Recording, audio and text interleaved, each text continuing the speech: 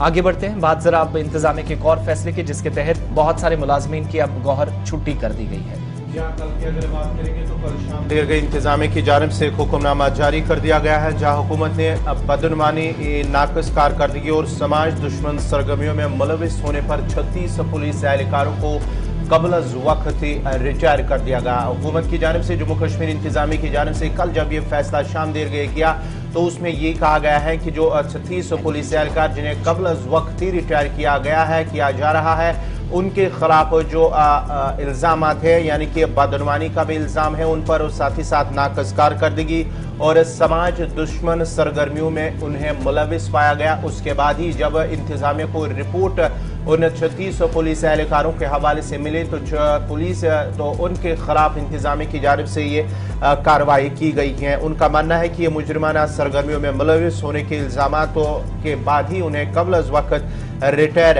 कर दिया गया और साथ ही साथ उन एहलकारों ने अपने फ़राइज़ ऐसे तरीके से अंजाम दिए जो सरकारी मुलाजमीन के लिए नागवार थे और कायम करदा ज़ाब्ता इखलाक की खिलाफ वर्जी करते थे। ये इंतजामिया के उस हुक्मनामे में लिखा गया जो इंतजामिया ने कल शाम देर गई उन 36 पुलिस एहलकारों के खिलाफ उन्हें कबल वक्त ही रिटायर कर दिया है। सरकार का ये मानना है कि जिस तरीके से उन्होंने काम अंजाम दिया वो खुल्लम खुला खिलाफ वर्जी थी।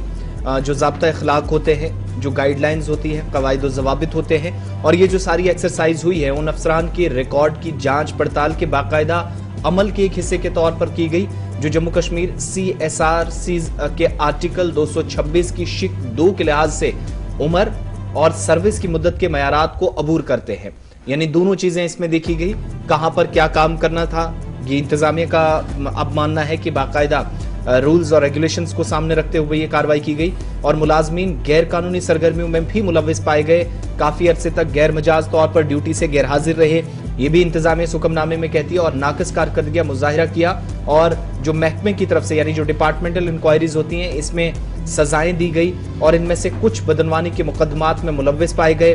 संगीन मुजरिमाना इल्जामात का इन सभी को सामना आया और इनकी दयानतदारी मशकूक है जो हुक्काम मानती है। इसके बाद फैसला सिर्फ एक ही जगह पर नहीं हुआ है।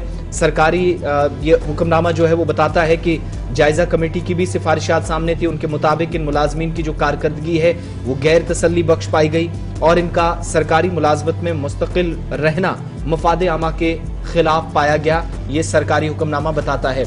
यहाँ तक कि माजी करीब हमने देखा कि बदनवानी के खिलाफ जो जीरो टॉलरेंस की पॉलिसी है उसके तहत भी जम्मू कश्मीर इंतजामिया ने कार्रवाई की। मुख्तलिफ मुलाजमीन को उनके खिलाफ महकमाना कार्रवाइयाँ करने के बाद हटाया गया, यानी जो डिपार्टमेंटल इंक्वायरीज हुई उसके बाद सख्ती से अमल किया गया।